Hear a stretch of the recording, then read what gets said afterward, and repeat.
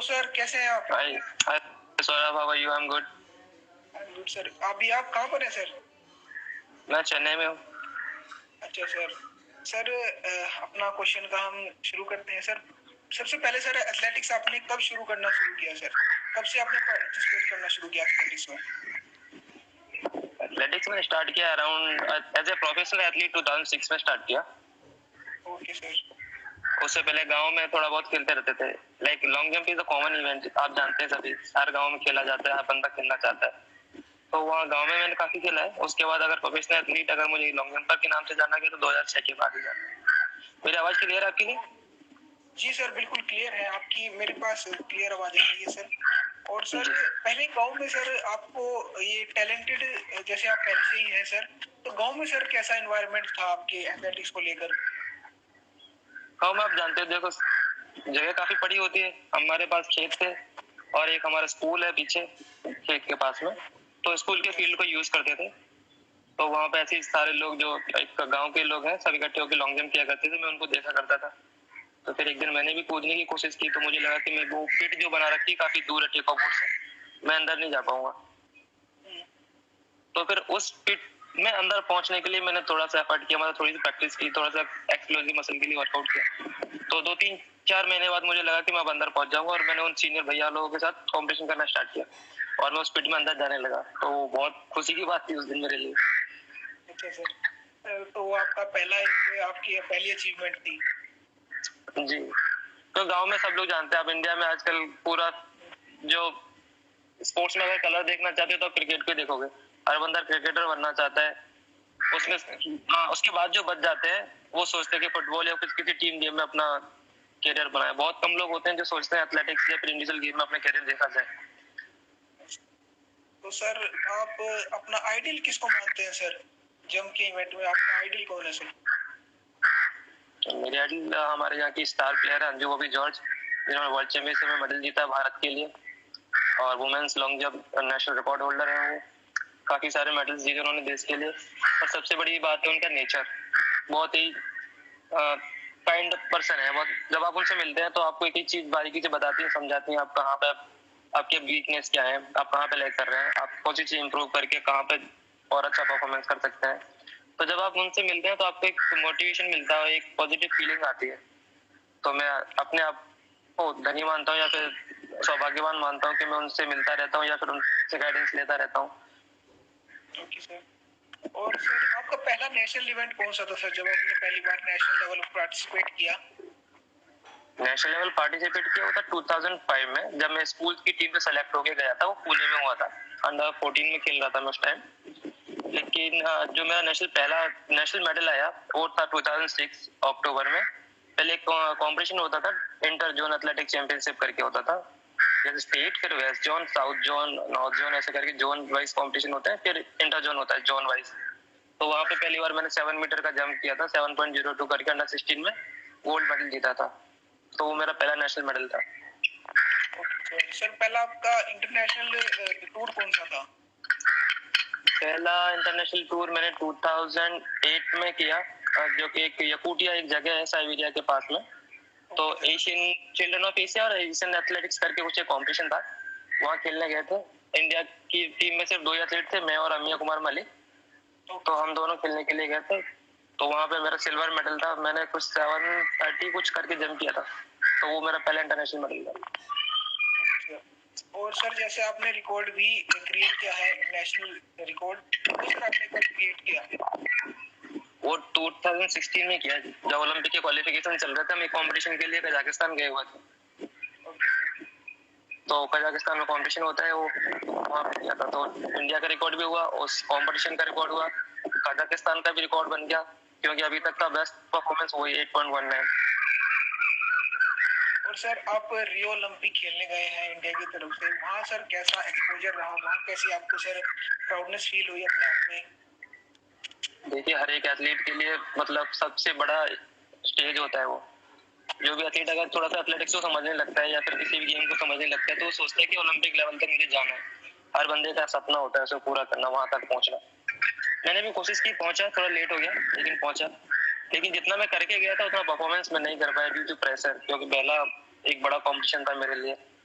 और जो मेरे मन में एक फीलिंग थी वहाँ के एथलीट्स को देख के, जिनको हम टीवी पे देखा करते हैं, मैगजीन्स या यूट्यूब में देखा करते हैं, वो एक कॉम्पिटिशन करने के लिए तुम्हारे सामने से आ जाए, तो कभी कभी ऐसा होता है हम अपना किया वही भूल जाते हैं, हमें क्या करना है, कभी इतना प्रेशराइज हो जाते हैं। तो वो चीज मैंने फील की वहाँ पे कि मतलब मैं फिजिकली फिट था लेकिन मेंटल लेवल उतना परफेक्ट नहीं था, उतना अप टू मार्क नहीं था मेरा।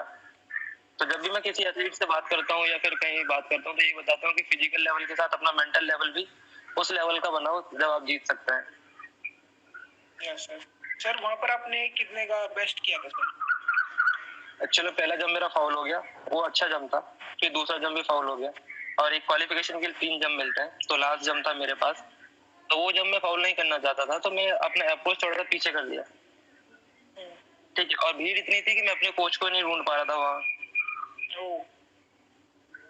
और जो पास मिलते हैं कोचेस को कि आगे वाली बेंच पे आके बैठ सके, तो पता नहीं वो पास उन्हें नहीं मिल पाया या फिर क्या हुआ, वो कॉम्पिटिशन के टाइम वहाँ पे नहीं थे, तो मैंने अपनी मर्जी से पीछे कर लिया क्योंकि इतना एक्सपीरियंस मुझे था कि मैं इतना पीछे कर लूंगा तो फाउल नहीं होगा, तो मैंने 2 पैर पीछे कर लिया और हवा जो पहले पीछे से चल रही थी वो सामने से चलने लगी।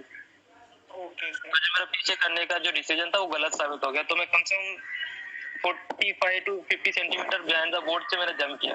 767 का जंप था वो, अगर मैं पीछे ना करता बोर्ड तक आ जाता तो शायद मैं फाइनल में पहुंच जाता था, क्योंकि फाइनल्स में पहुंचने के लिए 790 जंप चाहिए था मुझे। सर काफी क्लोज थे आप सर। तो सर आपका मतलब आप कैसे देखते हैं सर, आप जंप इवेंट में आपने ओलंपिक में क्वालिफाई किया सर, तो आप बच्चों को सर क्या मोटिवेशन देना चाहते हैं, स्पेशली जंप के जो फील्ड इवेंट के बंदे हैं उनके लिए आपकी क्या मोटिवेशन है सर?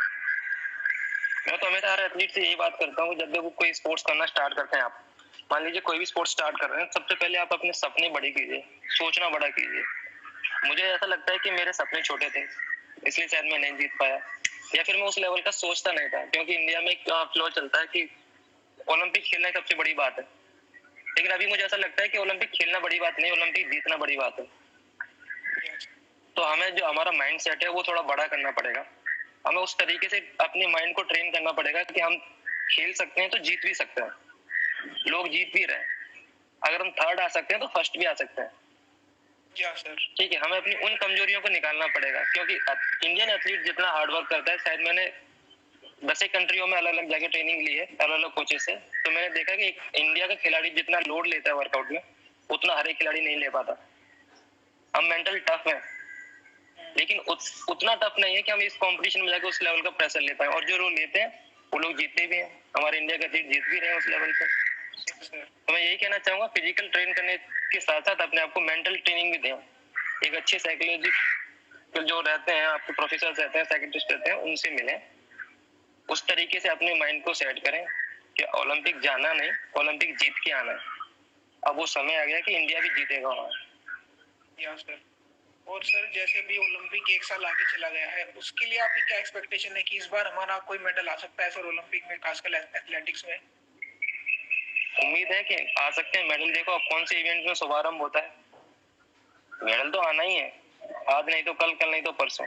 जो मैंने बात अभी कही, जिस दिन हम सोचने लगेंगे कि हमें मेडल जीतना है, जिस दिन हम ये छोड़ देंगे हमें ओलंपिक खेलना है, उसी दिन हम मेडल जीतना स्टार्ट कर देंगे। हमारे पास देखो अच्छी क्वालिटी के एथलीट है जो किसी भी लेवल में मेडल जीत सकता है, ठीक है, वो किसी भी इवेंट में जीत सकते हैं, जरूरी नहीं कि हर एक इवेंट में जीत सकते हैं, लेकिन कुछ एथलीट ऐसे हैं जो उस लेवल पे परफॉर्मेंस अच्छे तरीके से कर सकते हैं और कर भी रहे हैं। अभी ओलंपिक नहीं खेल पाए उस लेवल के एथलीट, या फिर मान लो कि वो एथलीट जो कॉमनवेल्थ और एशियन गेम्स जीत चुके हैं वो ओलंपिक नहीं खेले, जब खेलेंगे तो वहां भी मेडल जीतेंगे। लेकिन ऐसा नहीं कहा जा सकता कि पर्टिकुलर एक इवेंट को मैं किसी का नाम दे दूं कि लाइक लॉन्ग जंप पर जीतेगा मेडल या फिर ट्रिपल जंप पर जीतेगा मेडल। एथलेटिक्स में कई सारे इवेंट है, हमारे पास बहुत सारा पोटेंशियल है, बहुत अच्छे एथलीट है इस टाइम जो कि उस लेवल पे जीतने का सोच रहे हैं। तो हम इस बार जरूर 2 से 3 मेडल जीतने की उम्मीद रखते हैं कि एथलेटिक्स में भी खाता खुलेगा और 2 से 3 मेडल मिलेंगे। और सर डाइट आप कितना जरूरी मानते हैं किसी भी एथलेटिक्स के लिए, किसी भी एथलीट के लिए? डाइट तो मेन चीज है, अगर आप पेट्रोल नहीं डालेंगे गाड़ी में तो गाड़ी नहीं चलेगी। पेट्रोल डालने के तरीके भी होते हैं, पेट्रोल के साथ ऑयल मिक्स करना है कि नहीं करना है, वो तरीके है। तो जब भी आप लोड वर्कआउट करते हैं तो अपनी डाइट को उसी तरीके से मेंटेन भी कीजिए, तो recovery is the best thing. अगर रिकवरी अच्छी नहीं होगी तो परफॉर्मेंस भूल जाइए। आपकी बॉडी जवाब दे देगी, कहीं ना कहीं तो इंजर्ड हो जाएगी, आप बीमार पड़ जाएंगे, हो सकता है अगला सेशन ना लगा पाए। तो जितनी कड़ी आप मेहनत करते हैं उतनी कड़ी रिकवरी भी लीजिए। अच्छे से सोइए, अच्छा खाना खाइए, कम से कम दिन में 3 से 4-5 मील कीजिए, थोड़ा थोड़ा ही खाइए, क्वालिटी वाइज खाइए, लेकिन जरूर खाइए। और सर जैसे अभी डोपिंग का काफी क्रेज है इंडिया के बच्चों में सर, उसके बारे में आपका क्या कहना है सर? देखिए, एक बात कहना चाहूंगा साफ तौर पे, डोपिंग एक ऐसी चीज है जो आपको खराब करती है, ठीक है।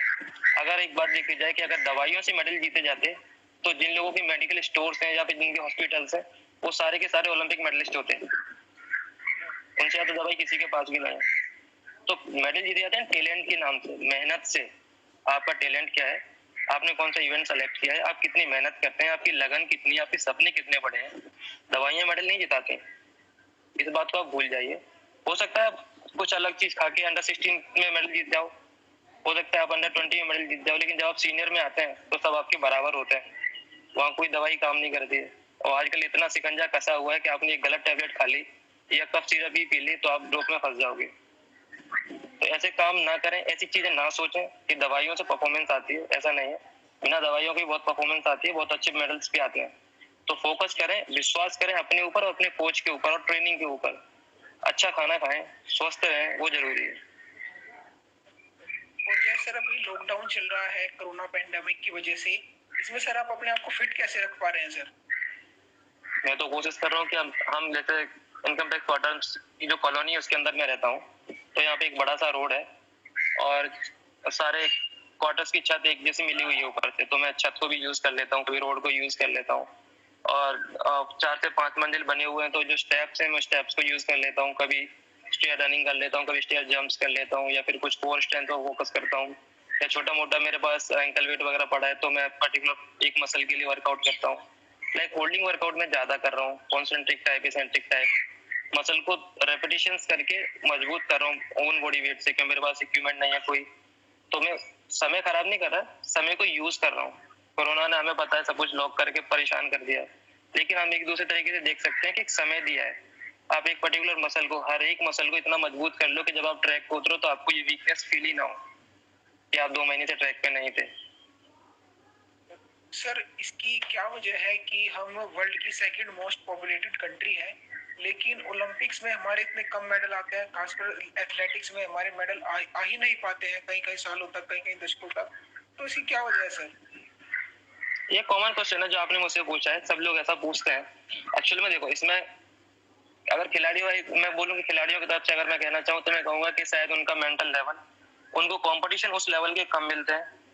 मान लो कि अगर हर एक बंदा डायमंड लीग वगैरह, गोल्डन लीग वगैरह या फिर वर्ल्ड लेवल के कंपटीशन करेगा तो उन एथलीट्स के साथ जल्दी फेमिलियर हो जाता है और उस चीज को, जो प्रेशर मेरे ऊपर क्रिएट होता है या फिर उनके ऊपर भी क्रिएट होता होगा, वो हट जाता है।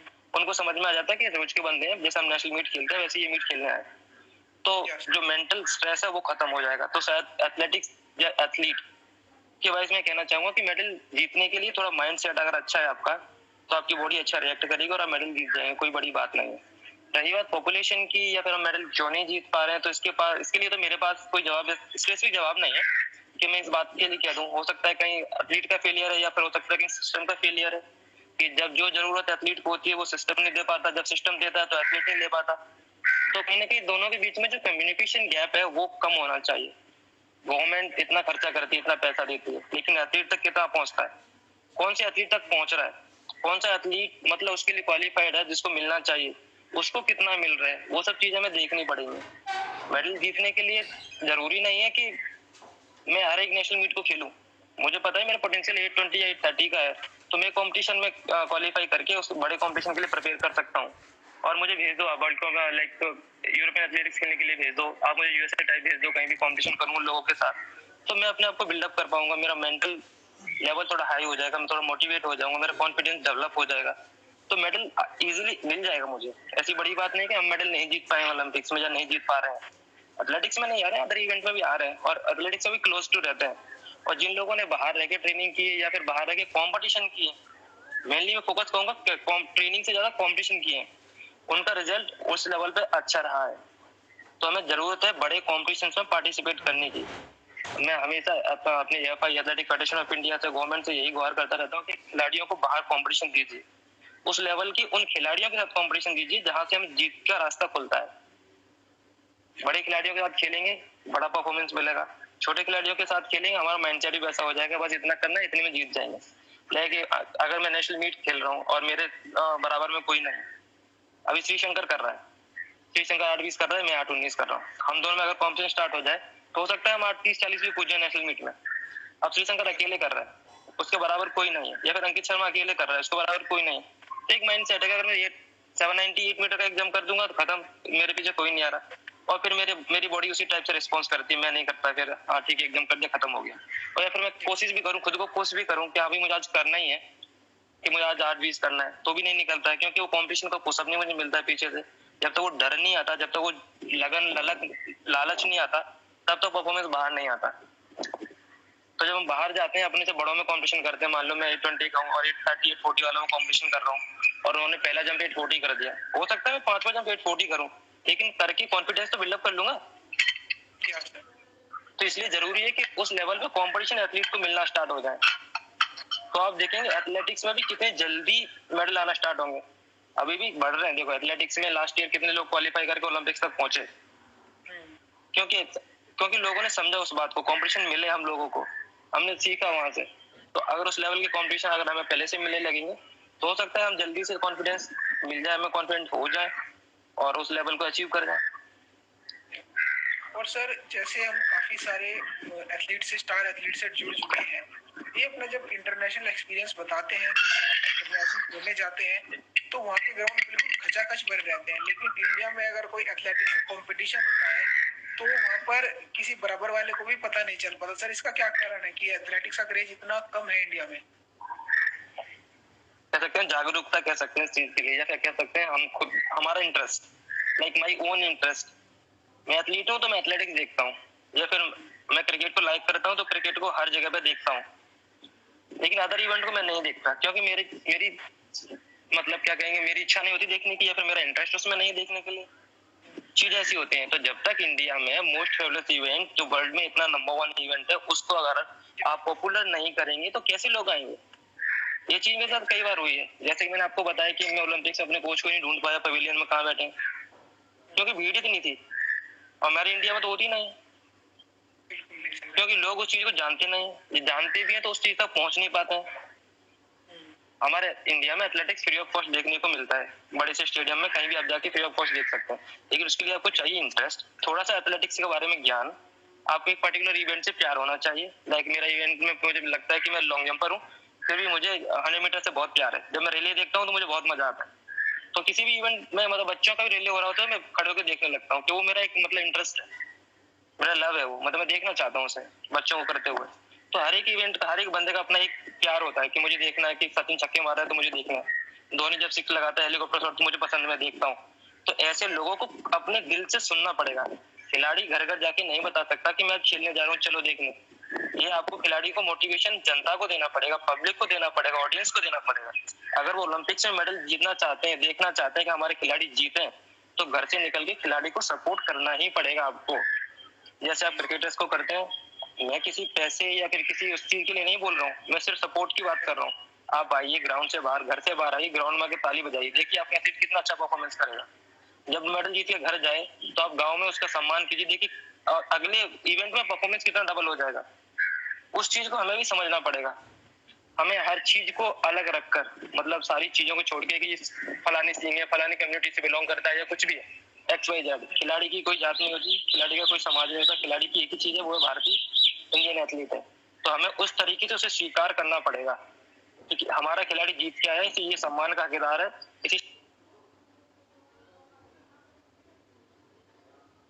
दे सकता हूँ मैं 5 किलो घी दे सकता हूँ, मैं दूंगा, क्यों? मैं मेरी तरफ से जो बन रहा है मैं कर सकता हूँ। पहले लोग करते थे गाँव में, अपने एरिया के पहलवान को जिताने के लिए करते थे गाँव से लोग, कोई रोटियां दे आता था तो कोई घी दे आता था, तो क्यों आज वो चीज बंद क्यों हो गई? वो क्यों चला गया लोगों के मन से? तो जब लोग ये क्वेश्चन कर सकते हैं कि हम वर्ल्ड की सेकंड पॉपुलेटेड कंट्री है, हम ओलंपिक में मेडल नहीं जीत सकते, तो इस चीज को भी आपको मानना पड़ेगा कि आप उस चीज के लिए तैयार नहीं है। आप खुद नहीं चाहते। अगर आप एथलेटिक्स को या फिर ओलंपिक इवेंट को उतनी इंटरेस्टली देखेंगे तो एथलीट जरूर करेगा, ऐसा नहीं कि नहीं करेगा, कर रहा है, लेकिन आप उसको रिकॉग्नाइज नहीं कर रहे हैं उस लेवल पे। आप उसे पहचानिए, उसको मोटिवेट कीजिए, उसको सपोर्ट कीजिए, थोड़ा सा रिस्पेक्ट दीजिए। आपको लगेगा कि खिलाड़ी ने कुछ किया, खिलाड़ी का जो दम है ना देखो डबल हो जाएगा। अगले इवेंट में अगर सिल्वर आया होगा इस बार ना, तो अगले इवेंट में रिकॉर्ड बनाने की दम रखिएगा। गोल्ड की बात नहीं कर रहा मैं, रिकॉर्ड बनाने की बात कर रहा हूँ। इसलिए हमें, मैं सब जनता से भी यही अपील करता हूँ, कम से कम बाहर आइए। जब आप देखते हैं न्यूज़पेपर में न्यूज आई है तो अपने दिल से एक आशीर्वाद दीजिएगा, हाँ भाई आज खिलाड़ी ने ये किया, भगवान इससे और अच्छा करने की हिम्मत दे। अगर आप ऐसा करते हैं तो आपका दिल भी खुद खुश होता है और सामने वाले को हिम्मत मिलती है। और सर जो अभी जूनियर एथलीट्स हैं जो एथलेटिक्स में आना चाहते हैं, उनके लिए आपकी कोई टिप्स है सर? जो जूनियर है, जो अभी अभी उन्होंने कदम रखा है ट्रैक पर। जैसे बोलते हैं देखो, स्पोर्ट्स में मदर फादर बोला जाता है एथलेटिक्स और जिम्नास्टिक को। एक पर्टिकुलर एज अंडर 14-15 तक हमें पता नहीं होता कि खिलाड़ी का नेचर क्या है, इसका फिजिकल जो ग्रो कर रहा है, डेवलपमेंट क्या है, हमें नहीं पता होता। लेकिन हर चीज करा के देखनी चाहिए हमें। लाइक हमें उसे स्विमिंग करा के देख लेनी चाहिए, साइकिलिंग करा के देख लेनी चाहिए। 15 साल तक बता रहा हूँ मैं, ये फिजिकल बेसिक डेवलपमेंट होते हैं उस टाइम तक। उसके बाद कोच, जो इंडियन कोचेज हैं या फिर आपकी टीम में जो भी है पीटीए वगैरह, वो देख के बता सकते हैं कि बंदे की क्वालिटी ये है, हम इससे ये इवेंट करा के परफॉर्मेंस ले सकते हैं। लाइक जिसको बोलते हैं कोचेज आई, कोच की आंख में मतलब वो चीज आ जाती है, एक्सपीरियंस इतना हो जाता है, उन्हें पता चल जाता है कौन सा खिलाड़ी कौन सी इवेंट के लिए बना है। तो 15 साल तक हर इवेंट खिला के देखें, उसको मजबूत करें, उसको ग्रो होने दें। कोई पर्टिकुलर इवेंट देकर उसे परेशान ना करें। एक चीज घर वालों को भी समझनी पड़ेगी कि एथलेटिक्स या स्पोर्ट्स इतना आसान नहीं है कि एकदम से अगर मैंने 2 महीने वर्कआउट कर लिया तो मैं तीसरे महीने नेशनल मेडल जीत जाऊंगा। नहीं, हो सकता है मुझे 3 साल लग जाए एक मेडल जीतने में, हो सकता है मुझे 4 साल लग जाए, हो सकता है मैं पहले साल में जीत जाऊं, हो सकता है मेरा पड़ोसी 2 महीने में जीत जाए, क्योंकि सबका फिजिकल डेवलपमेंट अलग अलग है। हो सकता है उसको पर्टिकुलर इवेंट जो मिले उसे सूट कर गया, उसे सेट हो गया। जैसे मैं जेवलिन थ्रो करता था, लेकिन मैं उसके लिए नहीं बना था, मेरे कोच ने मुझे लॉन्ग जंप करने के लिए दिया, तो मुझे लॉन्ग जंप सूट कर गया, तो मेरा परफॉर्मेंस आने लग गया। अगर मैं जेवलिन करते रहता तो पता नहीं कहाँ होता, हो सकता है मैं बहुत बढ़िया कर रहा होता, हो सकता है मैं कुछ भी नहीं कर रहा होता। तो वो चीज है, टाइम दीजिए, जरूरी है टाइम दीजिए, एक पर्टिकुलर ट्रेनिंग कीजिए, ठीक है, फिर कोच के साथ डिस्कस कीजिए कि मैं किस इवेंट को अच्छा कर सकता हूँ, फिर उसमें ट्राई कीजिए, ठीक है। अगर उसमें अगर आपको सक्सेस नहीं मिल रही है तो अगर आप उससे रिलेटेड वर्कआउट करके दूसरे इवेंट में स्विच करने की कोशिश कीजिए, लेकिन स्पोर्ट्स छोड़ के मत जाइए, क्योंकि स्पोर्ट्स सबसे पहली चीज है आपको स्वस्थ बनाता है, आपके मन को अच्छा करता है। दूसरा, इतनी जल्दी डिसीजन लेने की जरूरत नहीं है। हो सकता है कि आज आप लॉन्ग जंप में ट्राई करें, नहीं हो सकता आपकी बॉडी ट्रिपल जंप के लिए बनी हो सकता है आप जेवलिन थ्रो के लिए बने हो, लेकिन कोच आपको पहचान के उस इवेंट में जरूर पहुंचाएंगे एक दिन। इसलिए अपनी ओर से कोई इवेंट सेलेक्ट करके मत जाइए, जाइए कोच से मिलिए, बात कीजिए, अपना बेसिक ट्रायल दीजिए, उनको बताइए कि मैं इस इवेंट को पसंद करता हूँ, उस हिसाब से आपकी एबिलिटी देखेंगे, आपको बताएंगे कि आप उस लायक हैं या नहीं है, नहीं है तो बनाने की कोशिश करेंगे। इसलिए एक टाइम लेके जाइए, ऐसा नहीं है कि आप 15 साल के हो गए और 17 साल में मुझे मेडल चाहिए, नहीं तो मेरे घर वाले मुझे बाहर कर देंगे और ऐसा वैसा, ऐसे माइंडसेट से आप एथलीट नहीं बन सकते। आपको स्पोर्ट्स करना है तो लगन से आप पढ़ाई करते हैं 0 से लेके 20 साल तक, वैसे ही कम से कम 5 साल का एक स्पेस लेके चलिए कि मुझे एथलीट बनना है, स्पोर्ट्स करना है, तो मुझे 5 साल में कुछ ना कुछ उस लेवल पे करना है। तो एक प्रॉपर तरीके से चलिए, प्रॉपर कोच की गाइडेंस लेके चलिए। और सर लास्ट में हम आपसे कुछ ऐसी टिप्स पूछना चाहेंगे सभी एथलीट्स के लिए, जो आप उनको टिप्स देना चाहते हैं। आपने इतनी सारी सर बातें अच्छी अच्छी बताई हैं, तो सर लास्ट में कुछ टिप्स देना चाहेंगे आप अपनी तरफ से, प्रोफेशनल टिप्स? नहीं, मैं तो ये कहना चाहूंगा हर बंदे को स्पोर्ट्स करना चाहिए। स्पोर्ट्स करने की कोई उम्र नहीं होती, ठीक है। हो सकता है आप प्रोफेशनल एथलेटिक्स में जाना चाहे, प्रोफेशनल स्पोर्ट्स में जाना चाहे, नहीं तो अपने आप को फिट करना चाहे। जिनको लगता है कि मैं 35 साल का हो गया, 40 साल का हो गया, उनके लिए वेटरन्स का कंपटीशन है। अगर वो कंपटीशन नहीं करना चाहते हैं तो खुद को फिट रख सकते हैं। बच्चों को ये कहना चाहूंगा कि अपने आप को कम से कम आधा घंटे से 1 घंटा जरूर दें डेली, जिससे आपका जो फिजिकल डेवलपमेंट है वो अच्छे से हो पाए, ठीक है। कोई भी इवेंट सेलेक्ट करने से पहले अपने कोचेस से मिलें, उनसे बात करें, अपने आप पे विश्वास करें कि आप कर सकते हैं, उसके लिए आप कोशिश करें। माता पिताओं से यही कहना चाहूंगा कि जल्दबाजी ना करें रिजल्ट लेने की, कि ये कुछ नहीं कर सकता बच्चा, या फिर परफॉर्मेंस नहीं आ रही है तो हम छुड़वा देते हैं, ऐसा कुछ नहीं है। उसको करने दीजिए, हो सकता है आज नहीं तो कल वो रिजल्ट आपके सामने आए। लेट हो जाए लेकिन मिलेगा जरूर, ठीक है। छोटी छोटी चीजें करते रहें, फ्लेक्सिबिलिटी मोबिलिटी आप घर में कर सकते हैं, उन चीजों पर फोकस करते रहें। इंडोरेंस करने के लिए आपको बाहर जाना पड़ता है तो कोई दिक्कत नहीं है, आप प्राणायाम करके भी इंडोरेंस मेंटेन कर सकते हैं, ठीक है। कई टाइप के प्राणायाम होते हैं, आजकल तो बाबा रामदेव जी ने बहुत सारे फेमस कर रखे हैं, कपालभाति, अनुलोम विलोम, भस्त्रिका, ये सब करके भी आप इंडोरेंस को मेंटेन कर सकते हैं। यस। और सर लास्ट में आप सभी को एक बार हेलो टाटा सर कर दीजिए और मिलते हैं सर आपसे। जो भी कुछ कमेंट आ रहे हैं, कुछ रिलेटेड कमेंट हैं तो आप उनसे मुझे थोड़ा सा बता दीजिए। कोई एक पूछ रहा भाई साहब खिलाड़ी बनने के लिए सपोर्ट नहीं करता, उस एज में अपने लेवल से पढ़ रहा तो बढ़ रहा हूँ। देखिए भाई, सपोर्ट करने वाली बात तो ऐसी है, खुद को ही सपोर्ट करना पड़ता है। अगर सोल्जर लड़ने के लिए बॉर्डर पे जाता है तो वो नहीं सोचता कि उसका कमांडेंट आएगा पीछे तो हाथ लगाने के लिए तब वो गोली चलाएगा, उसे पता है मुझे खुद को चलानी है, ठीक है। तो थोड़ा सा वेट कीजिए, आपका समय आएगा, आपको सपोर्ट भी मिलेगी, लोग आपको पहचानेंगे। लेकिन आप 5 मीटर जंप कर रहे हैं और आप सोचो कि आपको नेशनल लेवल की फैसिलिटी मिले तो मिलना मुश्किल है, क्योंकि वो फैसिलिटी 780 से शायद स्टार्ट होती है, तो आपको 780 तक वेट करना पड़ेगा। हो सकता है कोई कोच आकर आपको 6 मीटर पर सेलेक्ट कर ले कि आप एथलेटिक्स में लॉन्ग जंप कर सकते हैं, आप आइए, आपको कोई हॉस्टल मिल जाए, कोई एकेडमी मिल जाए, तो उस चीज का वेट कीजिए। अपने आप को निराश मत कीजिए कि मेरे मम्मी पापा सपोर्ट नहीं कर रहे या मेरे पड़ोसी सपोर्ट नहीं कर रहे, मुझे घर से बाहर जाने नहीं देते, तो ऐसा कुछ नहीं होता। आप कोशिश करते रहिए, कोशिश कीजिए, कोशिश करेंगे तो जरूर सपोर्ट मिलेगी। दुनिया में सब लोग आपको देख रहे हैं, आपके पास इतना बड़ा प्लेटफॉर्म है सोशल मीडिया का, आप तैयार कीजिए अपने आप को, अपनी वीडियोस डालिए। मैं भी बोलता रहता हूँ अपने एथलीट्स को कि अगर आपको कोई दिक्कत आ रही है आप अपनी वीडियो मुझे इनबॉक्स कीजिए, मैं उसमें जो भी करेक्शन कर सकता हूँ अपने लेवल पर करूंगा। लेकिन वर्कआउट में किसी को नहीं दे सकता, क्योंकि वर्कआउट मुझे पता नहीं आपकी कंडीशन क्या है, आपकी फिजिकल एबिलिटी क्या है, क्योंकि मैं ट्रेनिंग किसी को नहीं देता हूँ। अभी जब तक मैं आंखों से नहीं देखूंगा तब तक किसी को ट्रेनिंग नहीं कराऊंगा, लेकिन सजेशन दे सकता हूँ कि आपकी ये चीज वीक है या फिर आप यहाँ पे परेशान हो रहे हैं, तो आप इस चीज को मजबूत कर लीजिए। इसलिए निराश मत होइए, मेहनत कीजिए, कोशिश करते रहिए। आपके पास जितना समय है, जितना है उतने में कीजिए, लेकिन छोड़िए मत, करते रहिए। ओके सर, एक और क्वेश्चन आया सर, जो कि थोड़ा मुझको लगता है पटाखा हो सकता है कि जब हम ओलंपिक की बात कर रहे थे तब आया था क्वेश्चन कि मिल्खा सिंह सर ने बोला है कि इस बार ओलंपिक में मेडल आना टफ है। ओलंपिक में मेडल आना हर बार ही टफ होता है भाई। ओलंपिक ऐसा है कि वर्ल्ड का टॉप मोस्ट सबसे बड़ा गेम है, सबसे बड़ा इवेंट है, हर आदमी वहाँ जीतना चाहता है। और वहाँ आपने देखे होंगे कॉम्पिटिशन भी 22 सेंटीमीटर जाता है, लाइक 836, 837, 820, 829 ऐसे कॉम्पिटिशन चलते हैं, 22 सेंटीमीटर जाता है। इसलिए मैंने बोला कि आपको फिजिकल के साथ मेंटल भी आपका अगर स्ट्रांग है ना तो आपको कोई नहीं हरा सकता। और मैं ये चीज इस बार इंडियन एथलीट्स में देख रहा हूँ, मैं किसी एक का नाम नहीं ले रहा, लेकिन बता रहा हूँ कि एथलीट्स को वो चीज, मतलब वो ज्ञान मिल गया है, वो चीज उस तरीके से उनके मन में आ गई है और वो उसको मजबूत कर रहे हैं। और इस बार आपको मेडल देखने को मिलेंगे। मैं किसी की बात को काटना नहीं चाहता, मिल्खा सिंह जी ने अगर कहा है तो सच ही कहा होगा, क्योंकि उन्होंने कई ओलंपिक मेडल जीते हैं या फिर मान लो ओलंपिक खेले हैं, ठीक है, उस लेवल में पार्टिसिपेट किया है, उनको पता है कि कितना टफ होता है एक एथलीट को वहां पार्टिसिपेट करना या फिर वहां जीतना। लेकिन कोई नहीं जीत सकता या फिर कोई नहीं जीतेगा, ऐसा मैं निराशावादी कुछ नहीं कहूंगा। उन्होंने जो कहा है सच ही कहा होगा, लेकिन टफ है, ये बात मैं भी मानता हूँ, टफ है, लेकिन हम नहीं जीतेंगे ये गलत है, हम जीतेंगे, इस बार जरूर जीतेंगे। सर, और सर इंजरी अगर किसी को हो जाए सर जंप के दौरान, तो उसको कैसे मेंटेन करें, उसको कैसे रिकवर करें?